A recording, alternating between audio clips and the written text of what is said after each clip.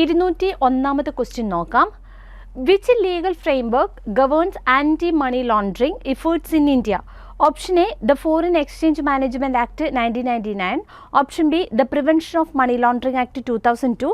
Option C, the Banking Regulation Act 1949. And option D, Payment and Settlement System Act 2007.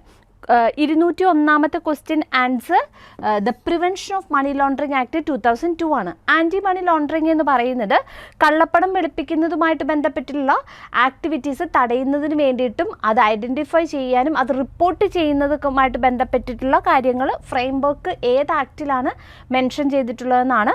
Prevention of money laundering act ആണ് 2002ലാണ്. 201 answer option B. 202ാമത്തെ questions നോക്കാം. Who has the authority to confirm alterations made to a check in a jointly operated account? Options നോക്കാം. Option A, an attorney appointed by the account holders. Option B, any of the account holders individually. Option C, all account holders must jointly confirm. Option D, only the person who signed the check. Question പറഞ്ഞേക്കുന്നത് jointly operated അക്കൗണ്ടുകളിൽ transactions നടത്തുന്നതിനെ കുറിച്ചിട്ടാണ്. നമുക്ക് ബാങ്കിൽ joint account open ചെയ്യാനായിട്ട് ചെയ്യും, operate ചെയ്യുന്ന അക്കൗണ്ടുകൾ open ചെയ്യാനായിട്ട് സാധിക്കും. അത് കറണ്ട് അക്കൗണ്ട് ആയിക്കോട്ടെ, സേവിങ്സ് അക്കൗണ്ട് ആയിക്കോട്ടെ, FD ആയിക്കോട്ടെ, ലോൺ ആയിക്കോട്ടെ, എങ്ങനെ വേണമെങ്കിലും നമുക്ക് ഓപ്പൺ ചെയ്യാം. ഈ ഒരു അക്കൗണ്ടിൻ്റെ പ്രത്യേകത എന്താണെന്ന് വെച്ചാൽ, ഇപ്പോൾ 2 പേരാണ് ഉണ്ടെങ്കിൽ ആ 2 പേരുടെയും സിഗ്നേച്ചറും സമ്മതവും ഉണ്ടെങ്കിലേ ആ അക്കൗണ്ടിൽ ട്രാൻസാക്ഷൻസ് നടത്താൻ പറ്റുള്ളൂ. ഇപ്പോൾ ഒരു ചെക്ക് സൈൻ ചെയ്യാനാണെങ്കിൽ 2 പേരുടെ സിഗ്നേച്ചർ വേണം. 2 പേരുടെയും സമ്മതമുണ്ടെങ്കിലേ ആ അക്കൗണ്ടിൽ എന്ത് ട്രാൻസാക്ഷൻസ് നമുക്ക് നടത്താൻ പറ്റുള്ളൂ. ഇപ്പോൾ ഒരാൾ മരണപ്പെടുകയാണെങ്കിലോ ആ അക്കൗണ്ട് ഇനാക്റ്റീവ് ആവും. ഒരാൾ മരണപ്പെട്ട് കഴിഞ്ഞാൽ അത് ക്ലോസ് ചെയ്തിട്ട് ബാലൻസ് എമൗണ്ട് മൊത്തം നമുക്ക് സർവൈവറിലേക്ക് ഹാൻഡ് ഓവർ ചെയ്യേണ്ടതായിട്ട് വരും. ഇതിന് മറ്റൊരു അക്കൗണ്ട് എന്ന് പറയുന്നത് ജോയിൻ്റ് ആൻഡ് സർവൈവർ അക്കൗണ്ടാണ്. ഇത് 2 വ്യത്യസ്തമാണ്. ജോയിൻ്റ് ആൻഡ് സർവൈവർ അക്കൗണ്ട് എന്ന് പറയുന്നത് 2 പേര് ജോയിൻ്റ് ആയിട്ടായിരിക്കും ട്രാൻസാക്ഷൻസ് നടത്തുന്നത്. ഒരാൾ മരണപ്പെട്ടാൽ സർവൈവർക്ക് അത് കണ്ടിന്യൂ ചെയ്തുകൊണ്ട് പോകാം. അതാണ് ജോയിൻ്റ് ആൻഡ് സർവൈവർ അക്കൗണ്ടിനുള്ള പ്രത്യേകത. പക്ഷേ ജോയിൻ്റ്ലി ഓപ്പറേറ്റഡ് അക്കൗണ്ടിന് അത് പറ്റില്ല. ഒരാൾ മരണപ്പെട്ട് കഴിഞ്ഞാൽ ആ അക്കൗണ്ട് നമ്മൾ ക്ലോസ് ചെയ്യുകയും ബാലൻസ് എമൗണ്ട് സർവൈവറിലേക്ക് ഹാൻഡ് ഓവർ ചെയ്യുകയും ചെയ്യണം. ഈ അക്കൗണ്ടിൽ എന്ത് ട്രാൻസാക്ഷൻസ് നടത്തുന്നുണ്ടെങ്കിലും കസ്റ്റമേഴ്സ് എത്ര പേരുണ്ടോ അത്രയും പേര് സമ്മതിച്ചാൽ മാത്രമേ, അല്ലെങ്കിൽ സിഗ്നേച്ചർ ഇട്ടാൽ മാത്രമേ നമുക്ക് ട്രാൻസാക്ഷൻസ് കണ്ടക്ട് ചെയ്യാനായിട്ട് സാധിക്കുള്ളൂ. 202ാമത്തേൻ്റെ ആൻസർ വരിക ഓപ്ഷൻ സി ആണ്. All account holders must jointly confirm. 203ാമത്തെ ക്വസ്റ്റ്യൻ നോക്കാം. What term describes the process through which one account holder authorizes another to act on their behalf by way of a simple authority letter? Option A, agent appointment. Option B, mandate. Option C, authorization letter. And option D, power of attorney. 203ാമത്തെ ക്വസ്റ്റ്യൻ്റെ answer option B, mandate ആണ്. Mandate എന്ന് പറയുന്നത് ഒരു അൺസ്റ്റാമ്പ്ഡ് agreement ആണ്. Mandate ചെയ്യാന്ന് പറഞ്ഞാൽ ഒരാളുടെ അക്കൗണ്ടിലുള്ള ഒരു ബാങ്ക് അക്കൗണ്ടിൽ എന്തെങ്കിലും കാര്യങ്ങൾ ഒരു തേർഡ് പാർട്ടീനെ ട്രാൻസാക്ഷൻസ് കണ്ടക്ട് ചെയ്യാൻ വേണ്ടിയിട്ട് നമ്മൾ ഓതറൈസ് ചെയ്ത് കൊടുക്കുന്നതിനെയാണ് മാൻഡേറ്റ് ചെയ്യുക എന്ന് പറയുന്നത്. ഇപ്പോൾ എൻ്റെ ബാങ്ക് അക്കൗണ്ടിൽ നിന്നും ഇൻഷുറൻസിന് പ്രീമിയം പോകുന്ന രീതിയിലേക്ക്, അല്ലെങ്കിൽ ലോണിൻ്റെ ഇൻസ്റ്റാൾമെൻറ്റ് പോകുന്ന രീതിയിലേക്ക്, റെൻറ്റ് പോകുന്ന രീതിയിലേക്ക്, അങ്ങനെ എന്തെങ്കിലും നമുക്ക് പ്രീ സെറ്റ് ചെയ്ത് വെക്കാം. ഇപ്പോൾ മ്യൂച്വൽ ഫണ്ടിനാണെങ്കിൽ അതിന് ഇൻവെസ്റ്റ്മെൻറ്റ് പോകുന്ന രീതിയിലൊക്കെ നമുക്ക് സെറ്റ് ചെയ്ത് വെക്കാം ബാങ്കിൽ. അപ്പോൾ ആ രീതിയിൽ ഓട്ടോമാറ്റിക്കായിട്ട് എൻ്റെ ബാങ്ക് അക്കൗണ്ടിൽ നിന്ന് ഓട്ടോ ഡെബിറ്റ് ഫെസിലിറ്റിയിൽ അത് അറ്റാച്ച് ചെയ്ത് പോകുന്നതിന് വേണ്ടിയിട്ട്, അത് കട്ട് ചെയ്ത് പോകുന്നതിന് വേണ്ടിയിട്ട് ബാങ്കിന് എനിക്ക് ഇൻസ്ട്രക്ഷൻ കൊടുക്കാൻ പറ്റും. അങ്ങനെ ഇൻസ്ട്രക്ഷൻ കൊടുക്കുന്നതിനെയാണ് മാൻഡേറ്റ് ചെയ്യുക എന്ന് പറയുന്നത്. ഇവിടെ കൃത്യമായിട്ട് പറയുന്നുണ്ട്, account holder authorises another to act on their behalf on by way of simple authority letter.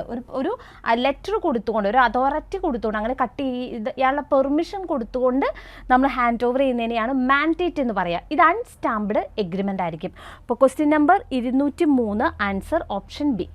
204ാമത്തെ question നോക്കാം.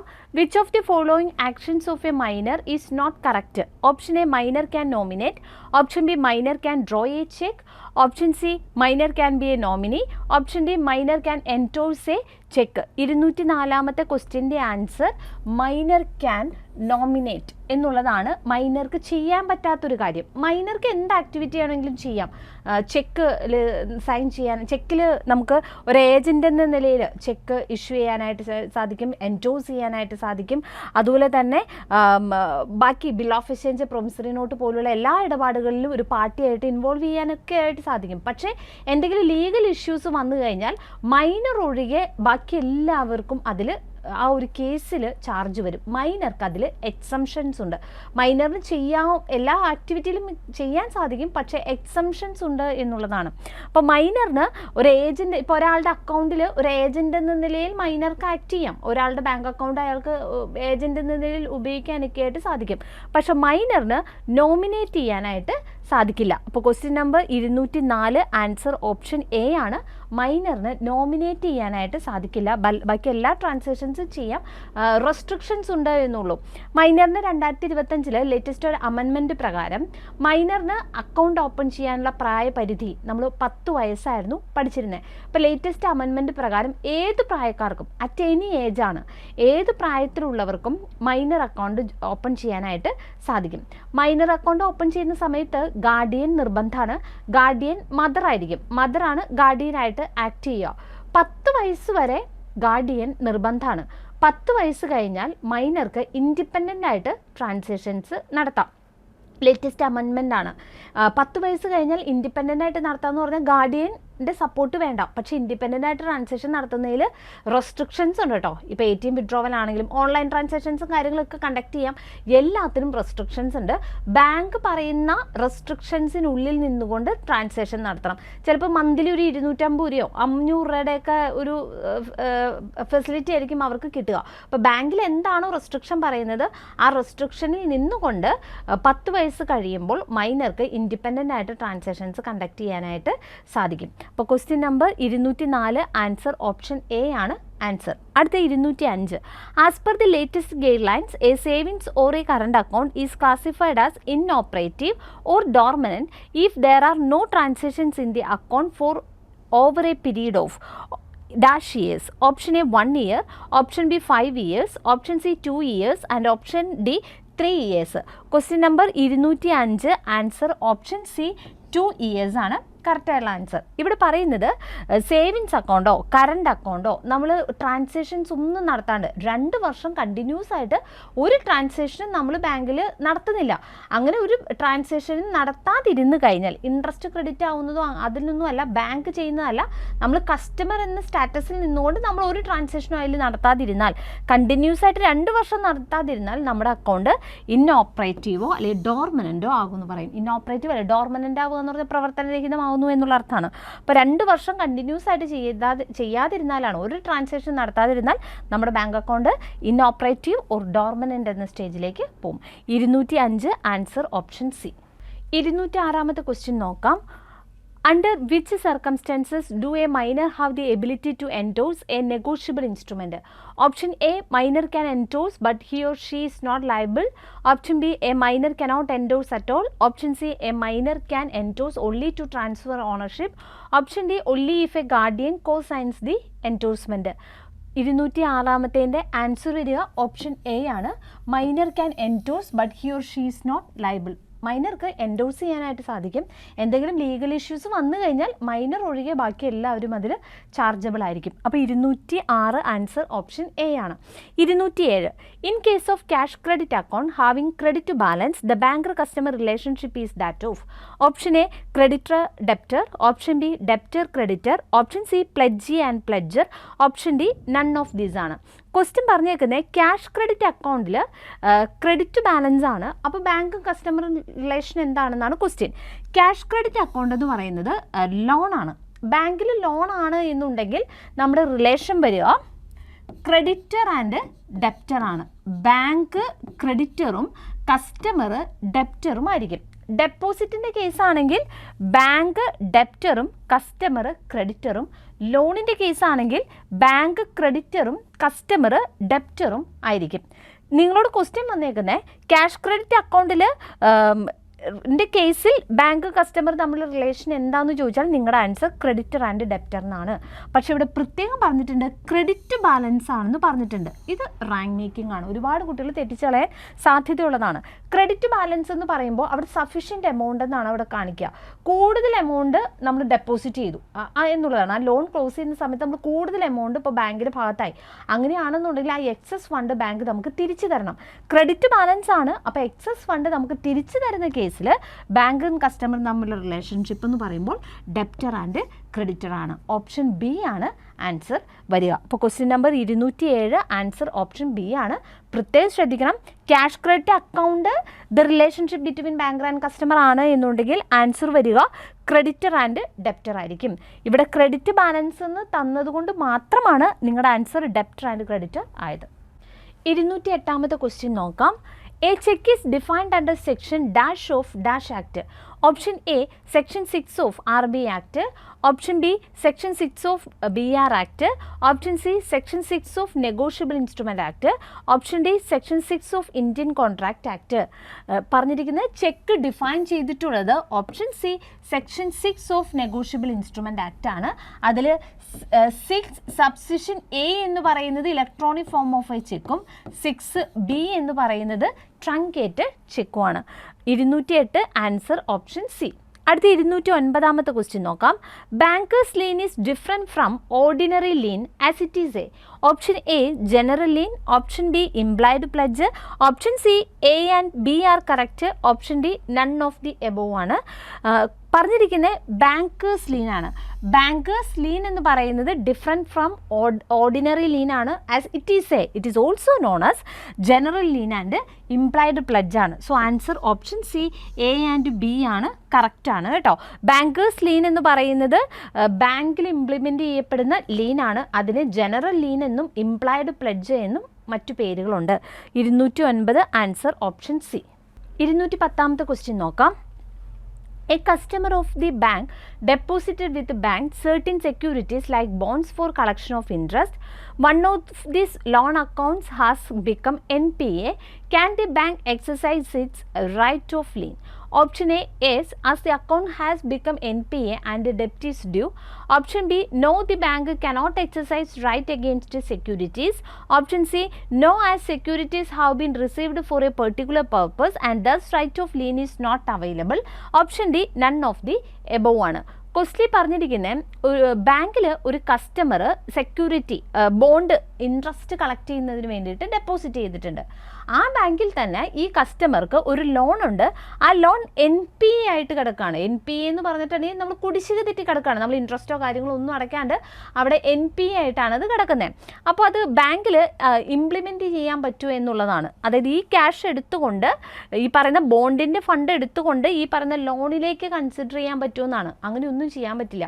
നമ്മൾ ബാങ്കിന് സ്പെഷ്യൽ ഓതറൈസേഷൻ കൊടുത്തിട്ട് ഒരു കാര്യം ഇന്ന രീതിയിൽ ചെയ്യണം, അല്ലെങ്കിൽ ഈ പൈസ ഇന്നത് വേണ്ടി ഉപയോഗിക്കണം, ഈ സെക്യൂരിറ്റീസിൽ ഈ രീതിയിലേക്ക് ഇൻട്രസ്റ്റ് പിടിക്കണം എന്നൊക്കെ നമ്മൾ പ്രത്യേകമായിട്ടൊരു കാര്യം ബാങ്കിനെ ഏൽപ്പിക്കുകയാണെങ്കിൽ ബാങ്ക് ആ ഇത് വളരെ കൃത്യമായിട്ട് ചെയ്യണം. ആ ഒരു സ്പെസിഫിക് പർപ്പസിന് ട്രസ്റ്റ് ചെയ്യുന്ന രീതിയിൽ ബാങ്ക് ആക്ട് ചെയ്യണം.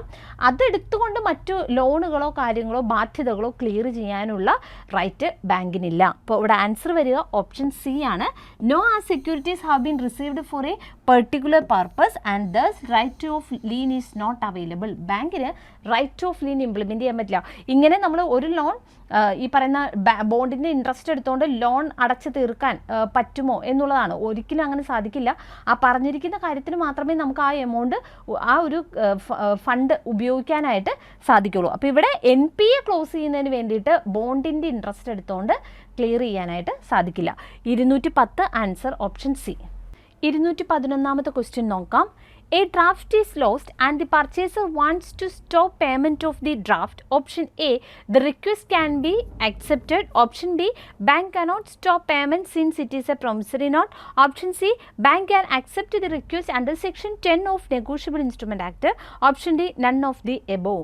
Answer 211 ആൻസർ വരിക ഓപ്ഷൻ ബി ആണ്. ഡ്രാഫ്റ്റ് ലോസ്റ്റായി അങ്ങനെയാകുന്ന സമയത്ത് നമുക്ക് ബാങ്കിനെ സ്റ്റോപ്പ് പേയ്മെൻറ്റ് പറയാനായിട്ട് സാധിക്കുമെന്നാണ്. ചെക്കിൽ നടക്കും. ചെക്കിൽ നമ്മൾ ലോസ്റ്റ് ആയി കഴിഞ്ഞാൽ ബാങ്കിനെ വിളിച്ച് പറഞ്ഞു കഴിഞ്ഞാൽ നമുക്ക് ആ പറയുന്ന കാര്യങ്ങൾ നമുക്ക് ചെയ്യാനായിട്ട് സാധിക്കും.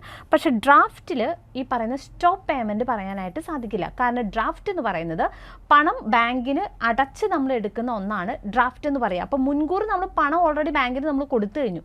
കൊടുത്തിട്ട് നമ്മൾ എടുക്കുന്നതാണ് ഈ പറയുന്ന ഡ്രാഫ്റ്റ് എന്ന് പറയുക. ഡ്രാഫ്റ്റ് കൺസിഡർ ചെയ്യുക പ്രൊമിസറി നോട്ടായിട്ടാണ്. Promise to pay this amount എന്നുള്ളതാണ്. ബാങ്ക് ബ്രാഞ്ചിനോട് പറയുകയാണ് നിങ്ങളുടെ കയ്യിൽ ഏത് ഡ്രാഫ്റ്റ് വന്നാലും അത് പേ ചെയ്യണം എന്നുള്ള ഇൻസ്ട്രക്ഷനാണ്. അപ്പോൾ ഓൾറെഡി റിസീവ് ചെയ്ത എമൗണ്ട് കൊടുക്കുക എന്നുള്ള റെസ്പോൺസിബിലിറ്റിയാണ് ബാങ്കിൻ്റെ ബ്രാഞ്ചുകൾക്കുള്ളത്.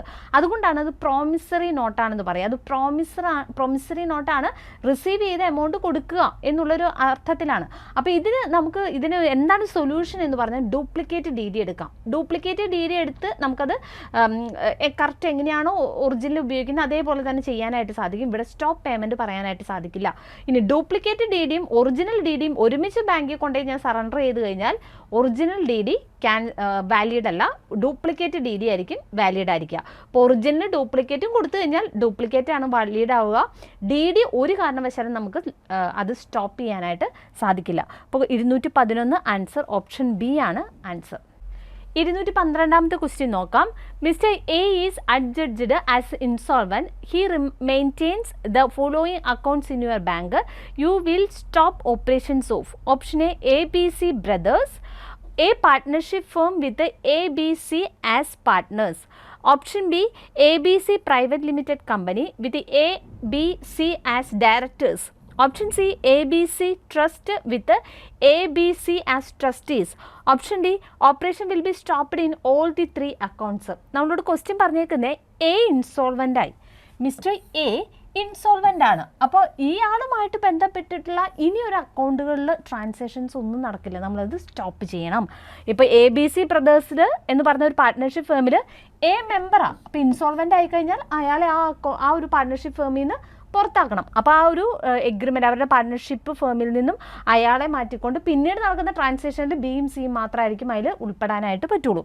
ABC പ്രൈവറ്റ് ലിമിറ്റഡ് കമ്പനിയിൽ ABC ആസ് ഡയറക്ടറാണ്. അപ്പോൾ ഇവിടെ എ ഡയറക്ടറാണ്, പിന്നീട് അവിടെ എ ഡയറക്ടറായിട്ട് വർക്ക് ചെയ്യാൻ പറ്റില്ല. ABC ട്രസ്റ്റിൽ ABC ആസ് ട്രസ്റ്റീസാണ്. അപ്പോൾ ഇവിടെ എ എന്ന് പറയുന്ന ആൾ ട്രസ്റ്റിയാണ്. എ ഇൻസോൾവൻ്റ് ആയി കഴിഞ്ഞു കഴിഞ്ഞാൽ പിന്നെ ഒരു ഡീലിങ്ങുകളും ഈ വ്യക്തിക്ക് നടത്താനായിട്ട് സാധിക്കില്ല. അപ്പോൾ ആൻസർ വരിക ഓപ്ഷൻ ഡി ആണ്. Operation will be stopped in all the 3 accounts. എല്ലാ ട്രാൻസാക്ഷൻസിലും അയാളെ റിമൂവ് ചെയ്യേണ്ടതായിട്ട് വരും. Question number 212 answer option D. 213ാമത്തെ ക്വസ്റ്റ്യൻ നോക്കാം. A term deposit matured on 14th August 2022 which is a public holiday. 15th August 2022 happens to be another public holiday. Since it is Independence Day, the branch was opened from 16th to 20th August 2022. However, the account holder comes on 22 August 2022 for closure of the deposit. Interest will be paid up to. Options നോക്കാം. Option A 14th August 2022, option B 13th August 2022, option C 22 August 2022, option D 21st August 2022. Question പറഞ്ഞിരിക്കുന്നത് നമുക്കൊരു term deposit, ഒരു കസ്റ്റമറിന് term deposit ഉണ്ട്. ആ term deposit matured ആകുന്നത് 14 August 2022 matured ആകുന്നത്.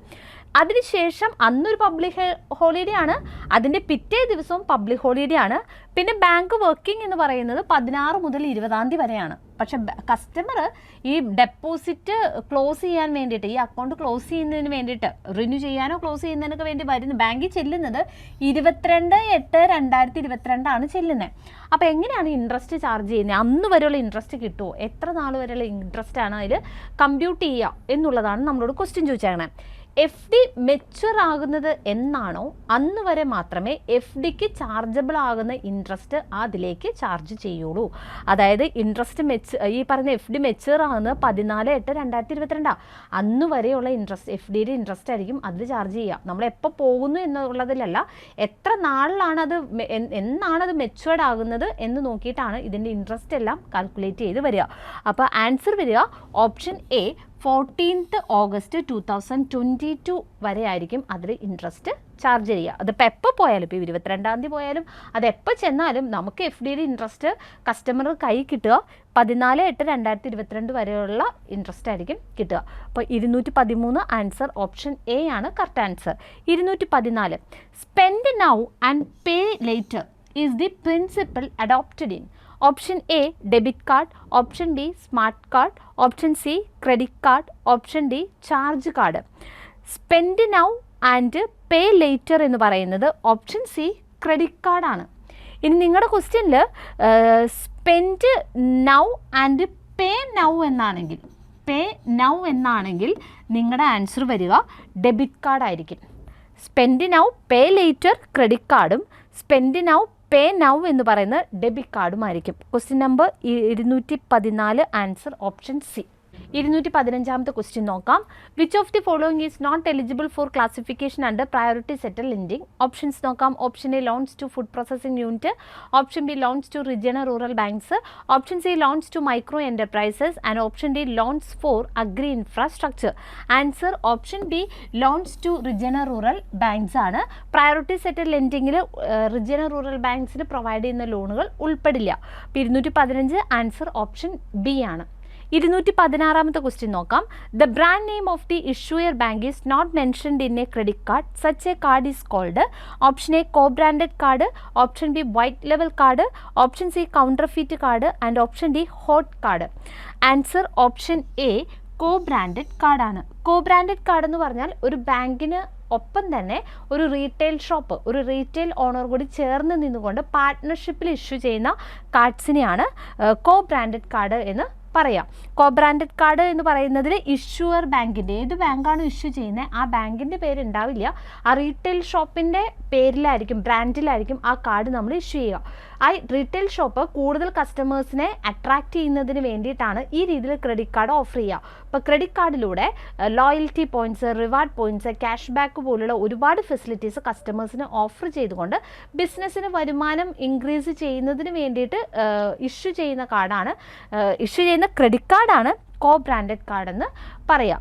അടുത്ത ഹോട്ട് കാർഡാണ്. ഹോട്ട് കാർഡ് എന്ന് പറയുന്നത് നമ്മൾ ഡെബിറ്റ് കാർഡും ക്രെഡിറ്റ് കാർഡൊക്കെ നമ്മുടെ കയ്യിൽ നിന്ന് നഷ്ടപ്പെട്ടു പോയിട്ടുണ്ടെങ്കിൽ നമ്മൾ ബാങ്കിന് നമ്മൾ ഇൻഫോം ചെയ്യാറുണ്ട്. അപ്പോൾ ബാങ്കിൽ ഈ പറയുന്ന നഷ്ടപ്പെട്ട കാർഡുകൾ അല്ലെങ്കിൽ അതിപ്പോൾ ഡെബിറ്റ് കാർഡ് ആയിക്കോട്ടെ ക്രെഡിറ്റ് കാർഡ് ആയിക്കോട്ടെ അങ്ങനെ നഷ്ടപ്പെട്ട കാർഡുകളെയാണ് ഈ ഹോട്ട് കാർഡ് എന്ന് പറയാം. ഇനി നഷ്ടപ്പെട്ട കാർഡിൽ ട്രാൻസാക്ഷൻസ് ബ്ലോക്ക് ചെയ്യുന്നതിനെ ഹോട്ട് ലിസ്റ്റിംഗ് എന്നാണ് പറയുക. ഇപ്പോൾ ഫർദർ ട്രാൻസാക്ഷൻസ് നടത്താൻ പറ്റാത്ത രീതിയിലേക്ക് നമ്മൾ ആ ഒരു കാർഡിനെ ബ്ലോക്ക് ചെയ്യും. ആ ബ്ലോക്ക് ചെയ്യുന്ന പ്രോസസ്സിനെയാണ് ഹോട്ട് ലിസ്റ്റിംഗ് എന്ന് പറയുക. 216 answer option A.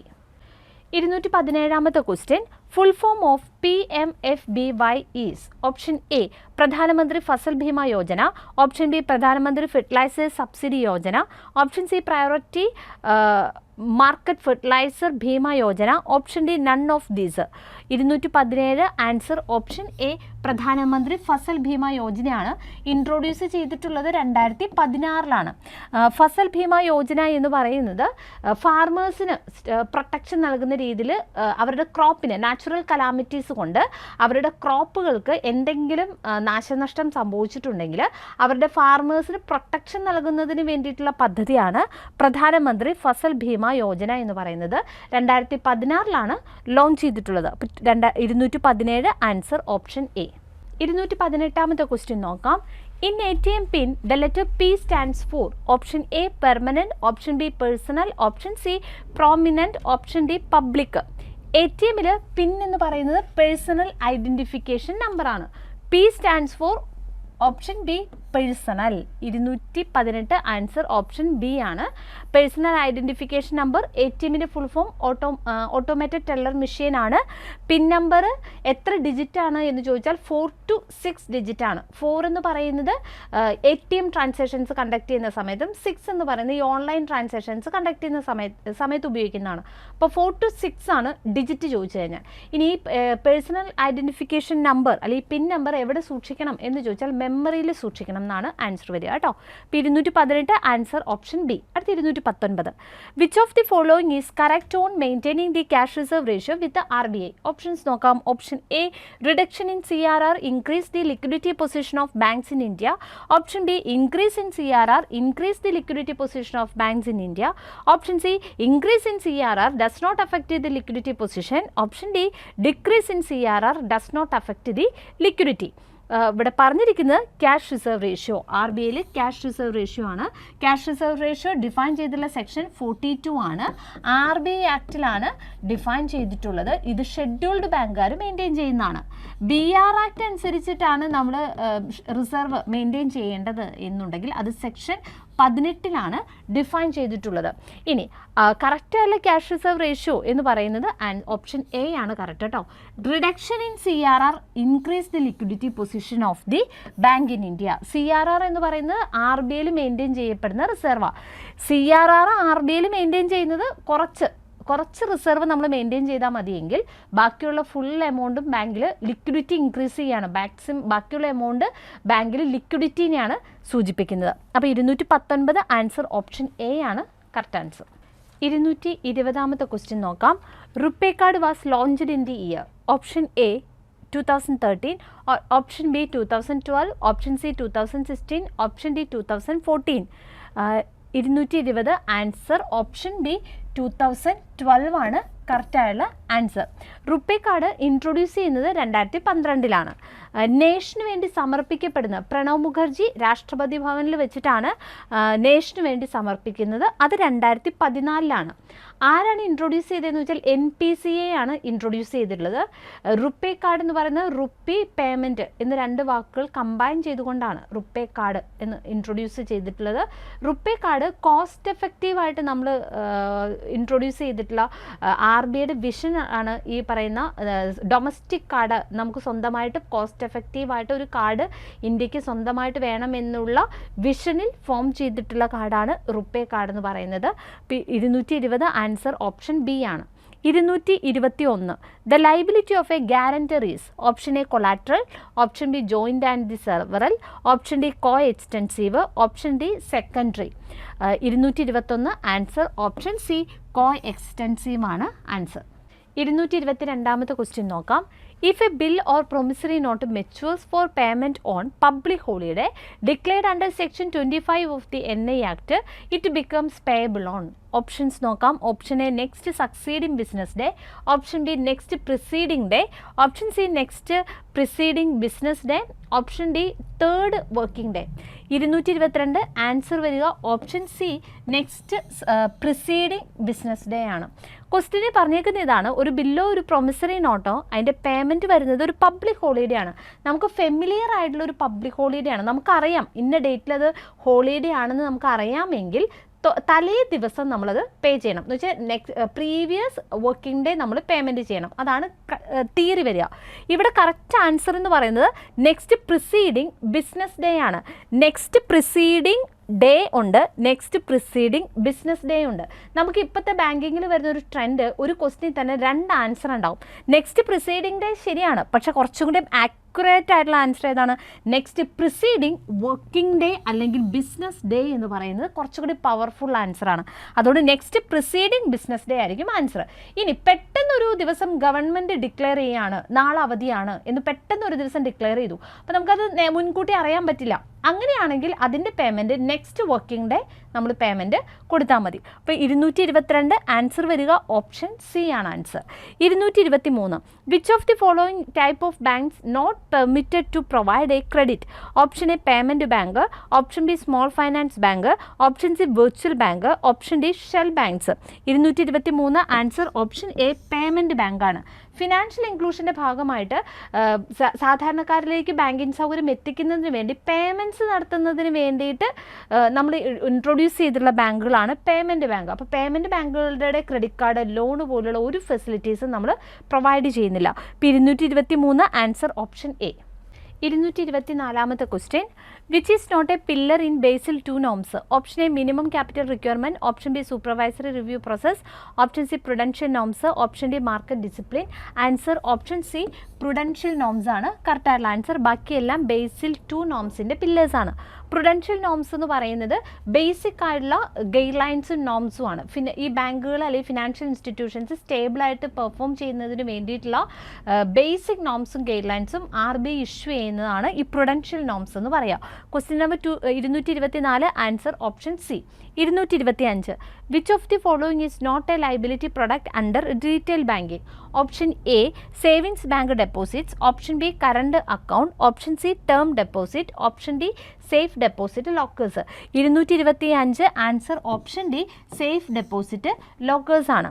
Retail banking എന്ന് പറഞ്ഞാൽ ഇൻഡിവിജ്വൽ കസ്റ്റമേഴ്സിൻ്റെ ട്രാൻസാക്ഷൻസിനെയാണ് ഈ റീറ്റെയിൽ ബാങ്കിങ് എന്ന് പറയുക. കാർ ലോണ്, ഹൗസിംഗ് ലോണ് പോലുള്ള ലോണുകളെയാണ് റീറ്റെയിൽ ബാങ്കിങ് എന്ന് പറയുക.